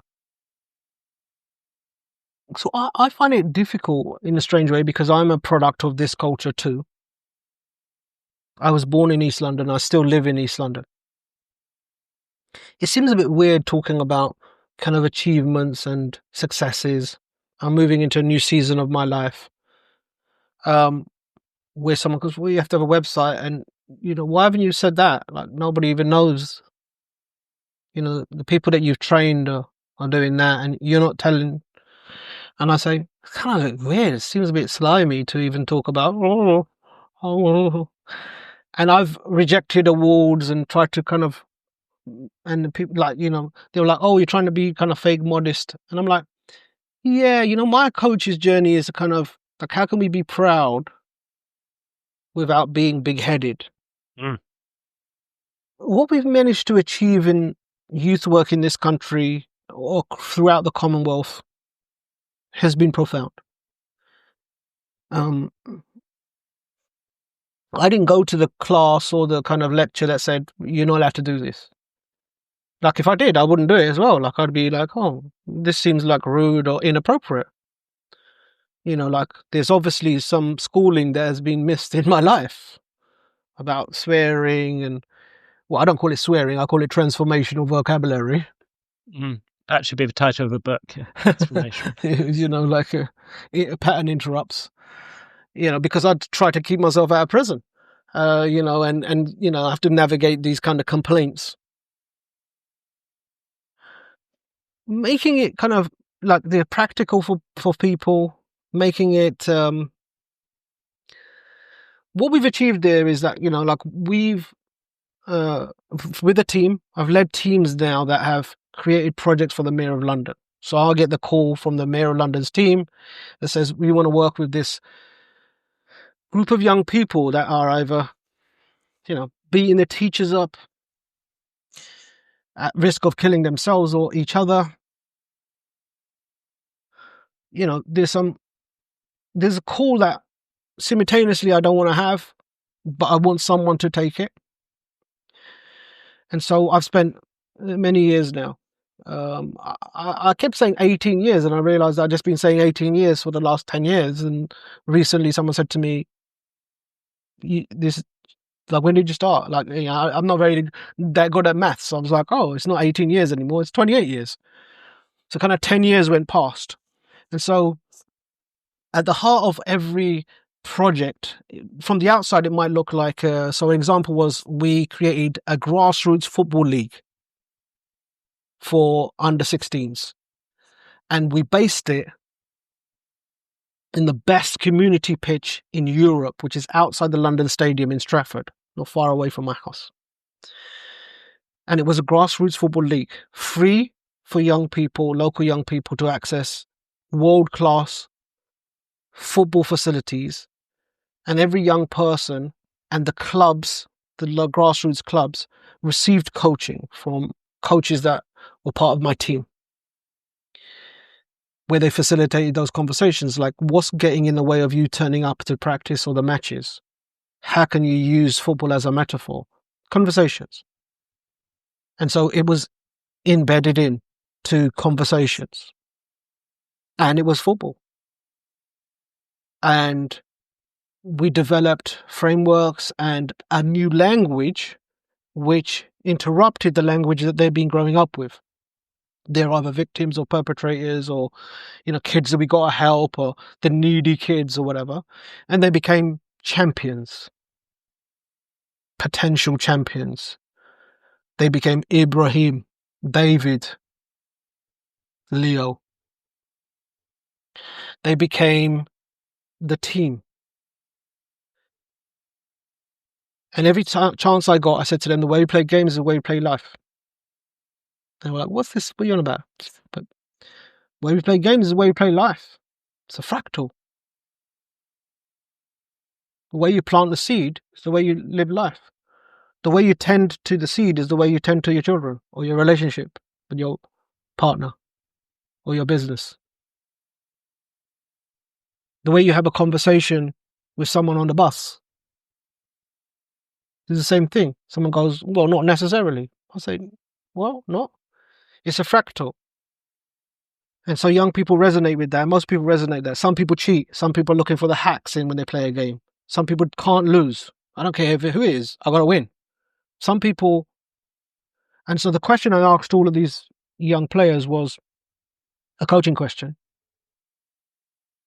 What's the best way to guarantee you don't lose? And there'll be people like, practice every single day, work your best. Don't play. And someone would say, don't play. And they would feel it. And they would remember that there's games that they are terrified to play. And so when young people are not concentrating at school or not going to school, it's not because they're dysfunctional or whatever. It's because they don't want to lose at their game. So they're not playing that game. And so they understood that. And they understood it because they remembered that. The way we play games is the way we play life. How do you want to play this game? And they say, well, how do you play games? And I say, I play them as if I've already won. And they say, what do you mean? I said, well, I've already won it. This is now just a celebration. And they say, what do you mean? And we would do that kind of rock, paper, scissors. So I'd play rock, paper, scissors.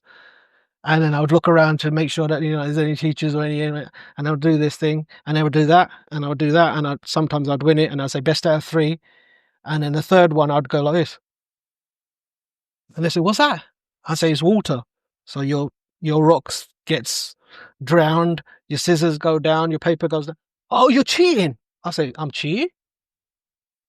Sometimes I would do this. Because I'm building rapport, aren't I? I'm doing the contracting. And they'd go, what? And I'd say, I won. No, you can't do that. I'd say, what? Every game I play, I win. And they're like, you're changing the rules. And I'm changing the rules. They're like, you're making your own rules up.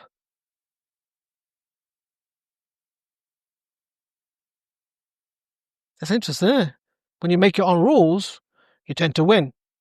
If you play by somebody else's rules, where you have to have a duality, you have to have a high-ticket client, you have to have a funnel, you have to have a marketing plan. And then we wonder, we're not winning at this game. Because A, you haven't made the rules. And second, this is not a game that you want to play. And so there is a call coming now from the village for coaches that don't feel at home in this kind of weird and wonderful 3 pieces of social media content, la la la la. That people don't. They feel disconnected from it. They feel abandoned, and they feel disconnected from what is, at essence, their ancestral heritage. And so there's a call to say, your place is waiting to be remembered. And I don't mean that to be kind of over romantic. I'm a very practical, I work with young people every single day. The word master coach means that I'm an eternal learner, that I am committed to the daily ritualized practice of the essential fundamentals. That I'm committed to mastery every single day, not on the weekdays or day off at Easter and Diwali. Every single day, I'm committed to learning something and practicing those essential fundamentals. That's what mastery means. It doesn't mean I know everything. It means that I am always learning, that I have the curiosity of a child, the wonderment, the innocence, and at the same time I can skip between the boundary of wisdom and eternity and certainty. And we all have that as a heritage. It's not just me. It's just somehow I've remembered that. And so have you. People who are watching this will say, how come we haven't seen this guy on other podcasts? Is because I refused the invitation. I feel grateful that somehow you got past my sort of barriers and stuff to kind of, my busyness or what have you. And I if nobody watches this, I'm deeply grateful for connecting with you. And I want to spend just a few moments saying how grateful I am for you, for this whole coach's journey, for Robbie, who's contacted me, and we've had a little conversation on LinkedIn. Like, we are at the midst of quite a lot of transformational change happening with AI coming through. And we don't really have an option of continuing the ways that we were doing before. Like, things are collapsing very, very quickly. And if there is no one to facilitate the conversation, is to facilitate that, hold hands with people in that process, then I can see some, I can see some bad things happening. And so, I'm grateful that you're having this conversation. I am grateful that I've overcome my own sort of weird complexities to be able to be present here. I am inviting people to email me. Like, I have a very particular name. No one else has my name, so you just write into Google and you'll find me. Bob is very easy to spell, and SINGHA.com. You'll be able to find me. If you put Bob at bobsingha.com, you'll be able to send me an email.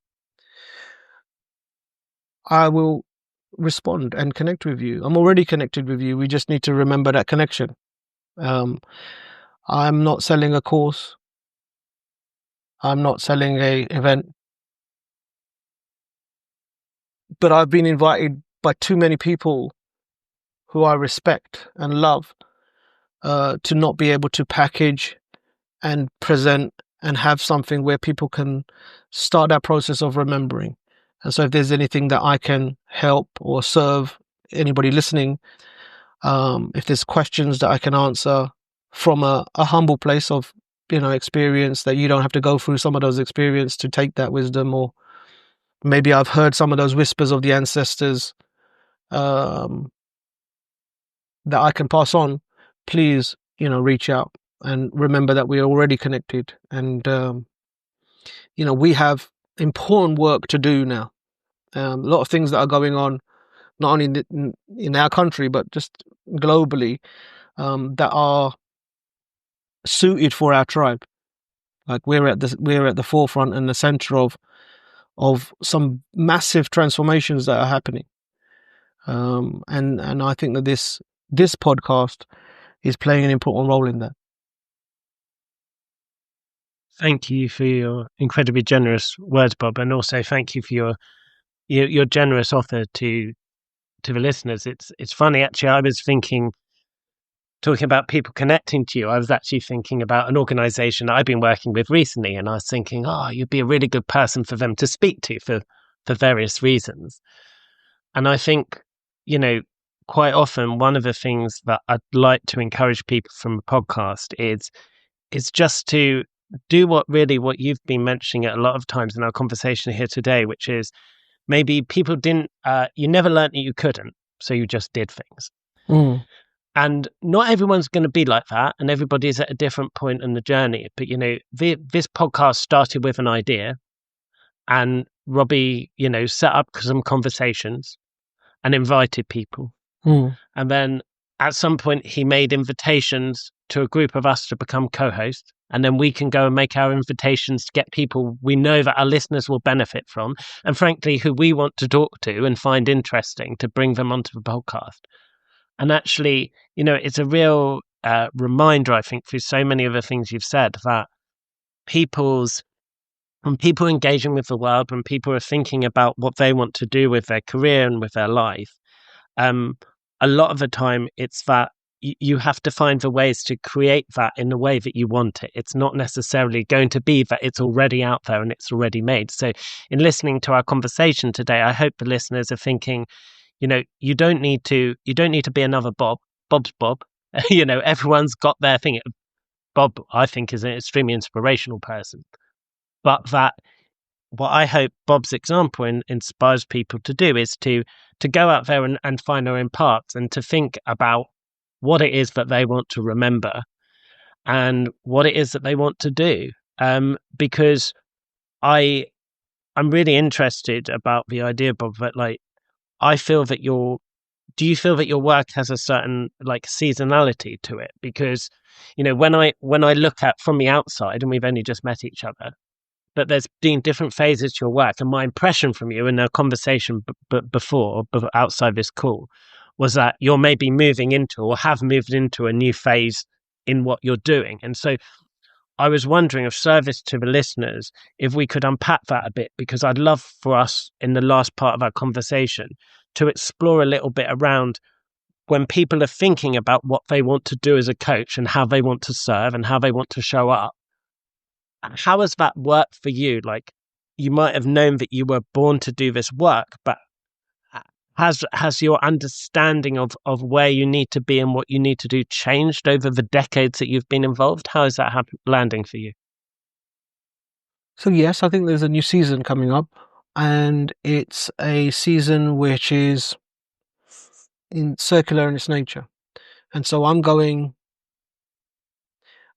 back to, it seems similar to how it started, which is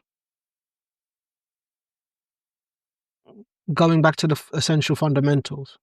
So learning the essential fundamentals, but then also saying, how do we have this practically into projects? How do we start developing? How do we start affecting policy? How do we start affecting things that are going to be almost like a legacy of having conversations? There's a difference between mentoring and therapy. And so real life projects now that have become mainstream, examples of best practice.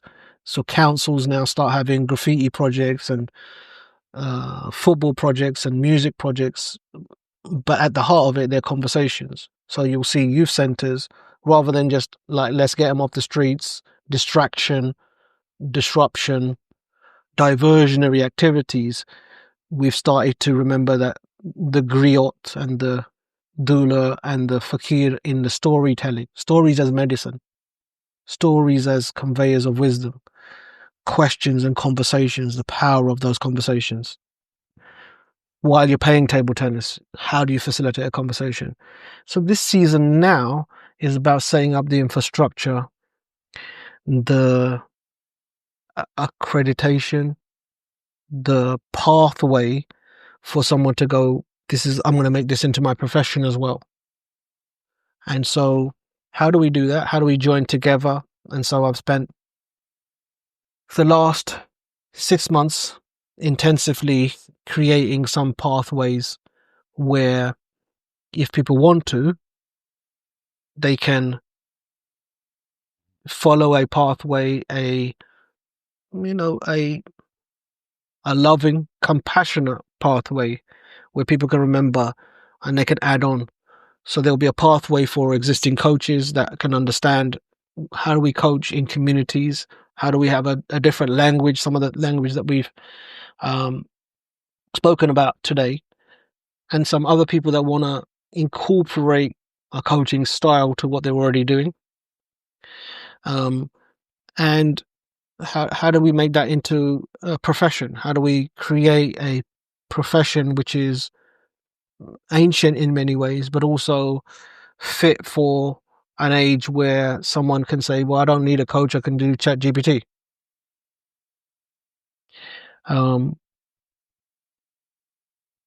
Our lived experience cannot be replicated by AI.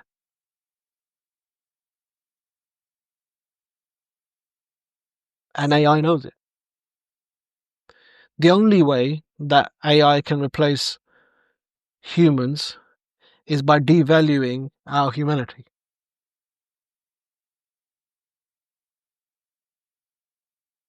AI is the new imperial colonizers. When Columbus sets foot in the Americas, the way to dominate is to devalue, is to stigmatize what already exists, is to say that that's not of any value. If we do that, if we devalue our own humanity, then AI is better coaches than us. And so there is a thing about remembering our humanity and noticing that nature has an intelligence and AI has an intelligence, but we're in the middle. There's a trinity of intelligence, of access to intelligence. And so there is a call for us to elevate this more than just courses and accreditations and badges and link to, the stuff, LinkedIn profile, websites. There's all of that. And then something that we can do communally to move forward, so that we can powerfully influence the conversations that are happening. We don't need to take too long. We can just watch the news and say, what would it look like if somebody had some experience and expertise on facilitating conversations between these two warring parties, these two opposing parties, these two, like there's something in the middle. There's a trinity rather than two people fighting each other. And so there's that space that we can hold.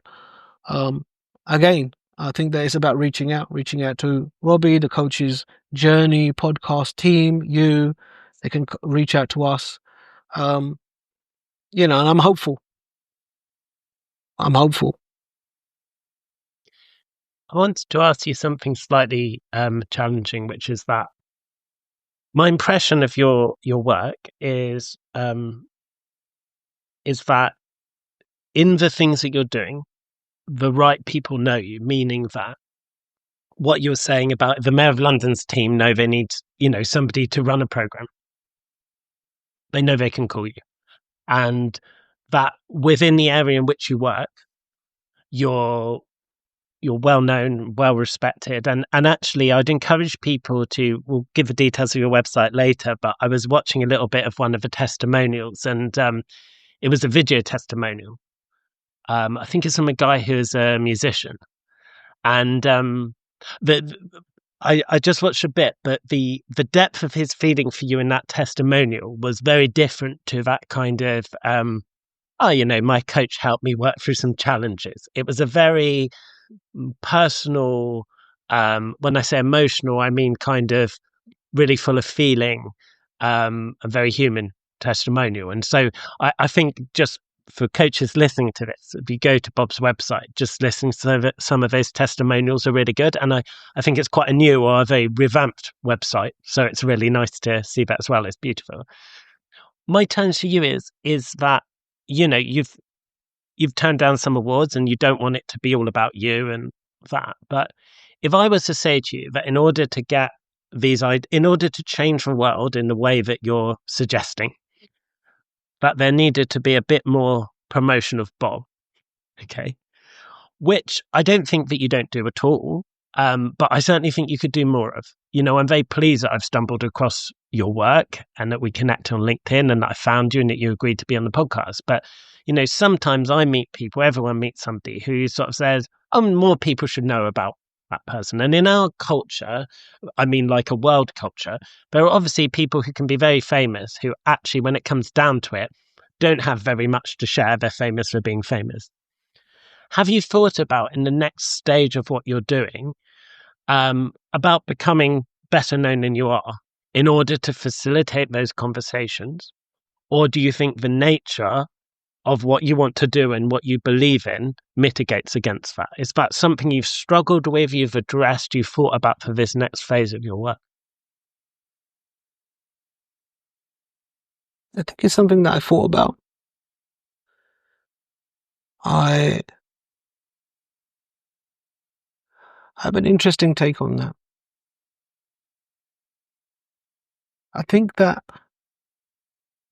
have an interesting take on that. I think that my particular ancestry in terms of people who I relate to and some of the belief systems that I relate to have a non-attachment and a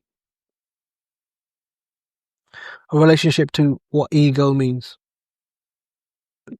Being fully present into that, getting lost into that, and the communal and the individual experience at the same time. But I think there's a new season.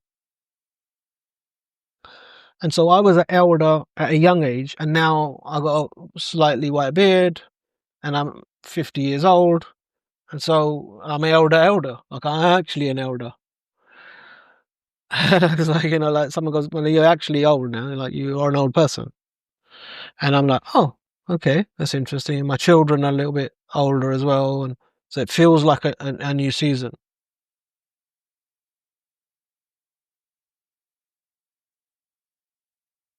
I think the person that people are going to remember is more themselves. And so I'm finding the language and the music and the dance where if somebody sees something, they don't immediately say, oh, that's really great. Bob's really great and he's telling a story about Bob. But they remember something about themselves. And that's cool too. And so part of my dance with that is to be on this podcast, and I've been invited on Claire's podcast. I forgot what it's called. Pedrick? Yeah. The Coaching In. The Coaching In. Yeah, Claire's wonderful. Some of the things you've spoken about, I was thinking about her work when you were talking earlier, the human behind the coach type work. And just last week, we've released a documentary is being released called It Takes a Village. It's available on YouTube. It's a documentary about youth work, or what I call elder work, across the Commonwealth. And the team went to Africa, and they went to India, and we went to villages, and we also went to East London. And so that video now is going to be across the Commonwealth and potentially in majority of schools and social impact projects across the world. And so whatever reluctance I have about being known a little bit more is actually going to be not a subject. It's irrelevant, yeah. And so people are going to start to know about this. I think that the depth of your questioning and the conversation we had now will resonate. And that's not just because, I said some funny jokes, but I think that there is now a time for us to step into leadership roles. And I've always, like, I remember saying to Gladina McMahon, who most people will know is a legendary coach, and I was speaking to Anthony Eldridge Rogers, who's a good friend of mine, and said, hey, like, let's put an elders group together. And I think I could share this. I was saying that let's get an award for Gladina, like let's get her damehood or the MB or whatever people. Like, and he was like, okay, cool, that's really great. And she doesn't know about that. Hopefully she's not watching this. But you know, I was saying let's get the elders together. And he kind of looked at me and went, that's you, innit? And for much of my career, I was like, okay, can you guys do this accreditation, ICF, Animus? Can you do this stuff? Because I'm actually at a football match, and I'm actually working with people that want to make money from Google, YouTube. Like I'm meeting a person tonight whose mum has jumped out of the 6th floor window, and so like we've got to get some services around, and we also have to have a conversation which they can sort of attach some sort of meaning to it and make sure they've got counselling, make sure that they've also got home. Like I'm over here. But since April of this year, I'm not there now. And so I kind of find myself into this thing of, okay, what am I now? And so the universe has conspired to not make that an issue anymore. And I'm I have a secret plan to spend a bit more time with my wife. And I will do that. But there is now a time where we'll all join together and we'll be able to, and leadership needs to be visual, it needs to be present, it needs to be out there. And I finally heard the call. I would love it to have a little bit of, I'm allowed to get it wrong and permission to kind of, to get it wrong. I have started to go to conferences, accepting podcast invites and, being out there. And I think I will encourage other people to do that too, as long as we connect it into the community. Like people are waiting, and coaching was never meant for the privileged few. Like genuinely, it's a fire that we all need to tend, and it's lit by elders. And so I am accepting that I'm an elder, not only in my family but in the tribe, and that comes with some responsibilities. And I can get over myself on. It feels a little bit embarrassing, and it feels a little bit like, oh, what? I've got to go on a podcast, or I can't just do some fun activities over here. So I'm trying my best. I am also going to be a little bit brave and say, if there is a place where I need to be, then email me, and I'll make that happen. Amazing, Bob. Thank you for your courage with that. And I think that I'm really looking forward to that video being out there, and that process being organic. And part of the reason I was asking about it is some of my work is around personal branding and helping people grow their influence. And so very similar to, I suppose, your approach with coaching, I have a very sort of democratic feeling towards it, which is that I don't want influence to be just for a preserve of a few people. I want people to think about the impact they're going to have, rather than just about being an influencer, growing their influence. I want them to think of impact first. What do they really want to do with their life? And so I think for me, when I see examples of people that I'm like, it's not that you're hidden gem. You're clearly, lots of people know you. But I think that, for new coaches joining the profession, it's really good to have people who have a bit of an alternative view. And while, the things that you say have such resonance and power and are based on so much work, some of the things that you've spoken about today and some of the things that you spoke to me about in our conversation outside this podcast, I genuinely never heard before in the world of coaching. Some of the topics that have come up today have been of a subtly different flavor to other conversations I've had. And so, yeah, I just think your voice is really important in that. And so, as we draw this conversation to a close, I want to ask you two questions. The first one was: is there anything important that that you'd like to mention on the podcast that I haven't asked you about, or an area that you think people should think about? Is there anything else that you'd like to say? Something's come up for me that in the launch of the documentary, there's a space where people have comments, and I was speaking to some of the team, and I said that's a place for us to have that conversation. And as coaches, let's put some questions in. But somehow there's kind of like there's that kind of weirdness about social media. It's supposed to bring us connected, but we kind of feel even more separated. Like we've gone from we can call people on mobile phone. We don't have to have a cord, or we don't have to go home to telephone. And we can speak to people, and we used to speak to people. Hello, I'm on the bus. Hello, I'm outside in the garden. And then eventually it's just turned into like an emoji. And now, not even an emoji, just kind of silently viewing each other. The algorithm knows that we've been there. And so we've kind of, what am I saying? I'm saying that your power is in your story. And your story will have some of your scars, it will have some of your fears, it will have some of your hopes and your dreams. But there's an taking in, which is what people have done. It's the holding and spreading it to wherever. And then there's the breathing out. And if you complete that trinity, you're not in the duality. And so if Alex and I have been able to inspire you, and Robbie and the whole team here has been able to inspire you, there's a final step here.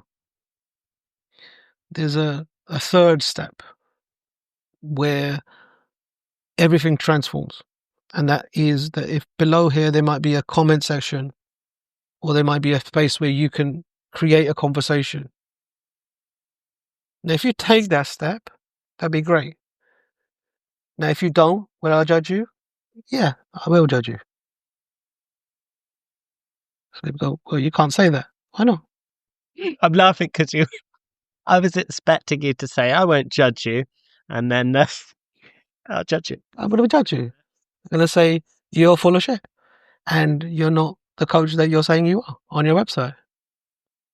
Because if you've been inspired and you remembered something and you know how to implement this, or you have a version of that same story of going to the airport and whatever, and you don't put it out there, then I want to judge you. I'm going to say, do something else. It also comes with, I'm going to acknowledge you, and I'm going to genuinely touch your feet in respect. And often people say, like, well, it's a bit weird thing. And I rejected touching the feet. Like when I was young, I was 20 years old when I went to India for the first time with my mum. And I was like, I'm going to go to India. And she was like, oh, can you touch his feet? Touch his feet? I ain't touching the feet. Have you seen that guy's feet? It's that guy's smelly old feet.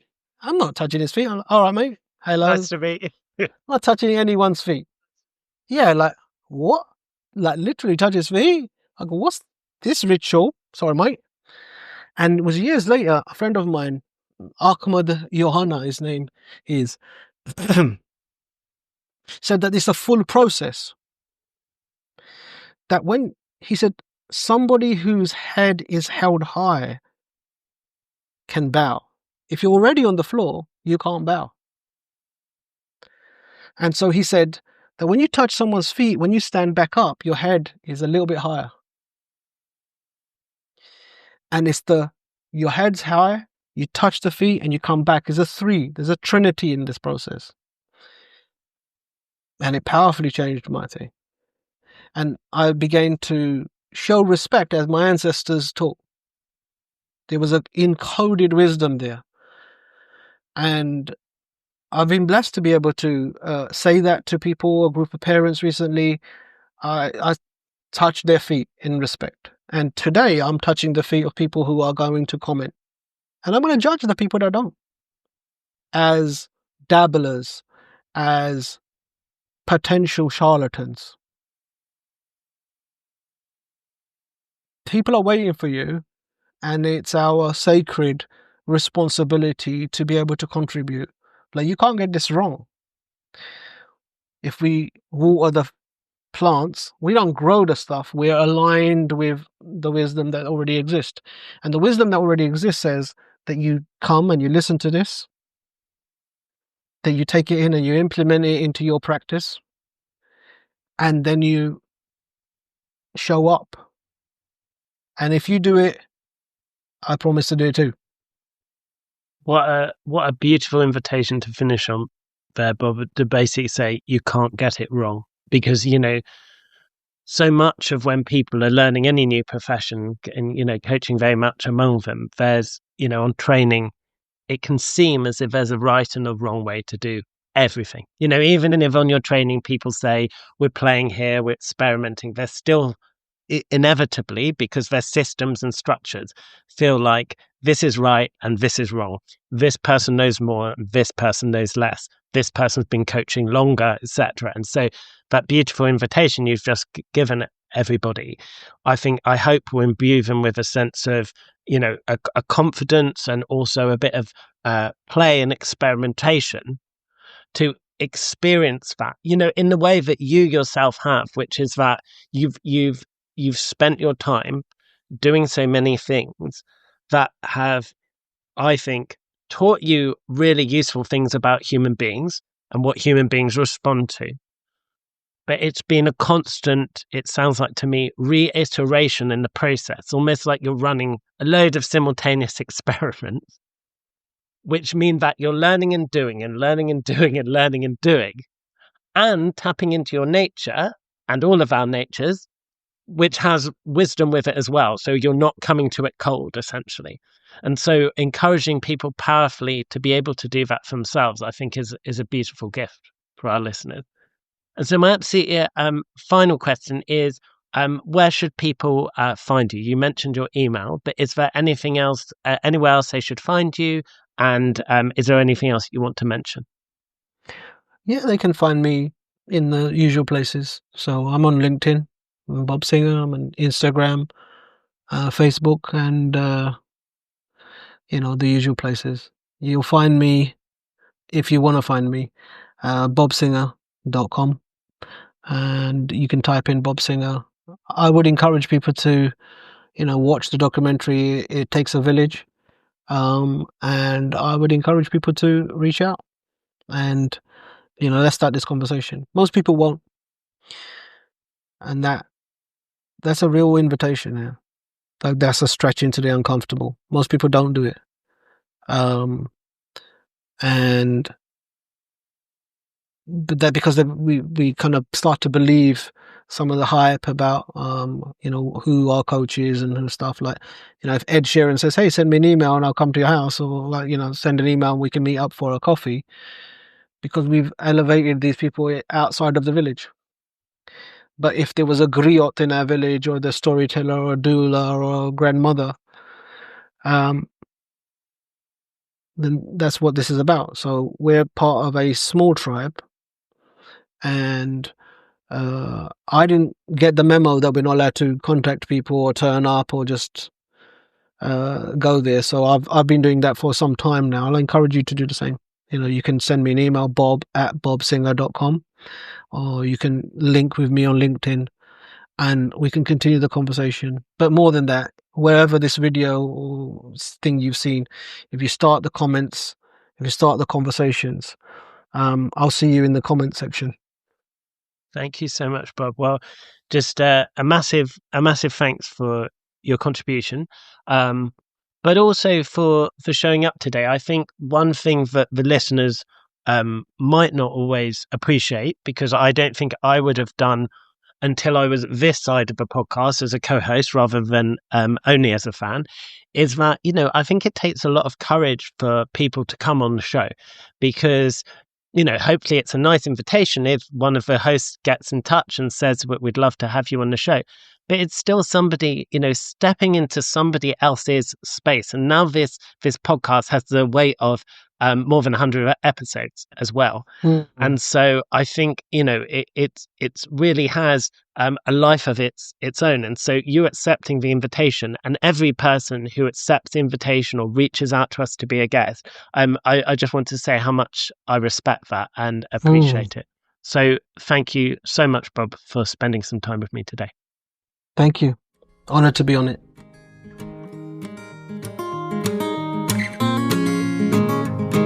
Hey everybody, Robbie here, creator of The Coach's Journey, and just a few quick things to share with you before you go on to the rest of your day. If you loved this episode, I want to tell you about 2 other things that I think you'll love. The first is my free ebook, An Introduction to the Coaching Business Flywheel, which you can get at thecoachesjourney.com. It's my attempt to boil down everything I've learned from my years supporting, coaching, and interviewing coaches about their businesses into one simple model containing the fundamentals of any sustainable coaching business. These are the only things you have to do to have a sustainable coaching business, and they're the things that if you don't do them, you can't have a sustainable coaching business.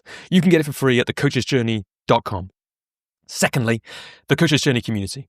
It's my flexible, affordable group coaching program for coaches. You pay between £20 and £100 a month and get access to a certain number of group coaching calls a year, some one-to-one time with me if you're a full member, and various other benefits. And of course, you get the chance to be connected to other amazing coaches on their own journeys. You can join at thecoachesjourney.com/community. Thanks so much to everyone who's supported The Coach's Journey over the years, but in particular, thank you to Alex O'Neill, Alex Whitten, Alan Bedding, David Norris, Jessica Jem, Lucy Braun, Michael Chugman, and Nicola Doyle for your ongoing support. Thank you too for listening, and we hope to have you back with us on the Coach's Journey podcast sometime soon.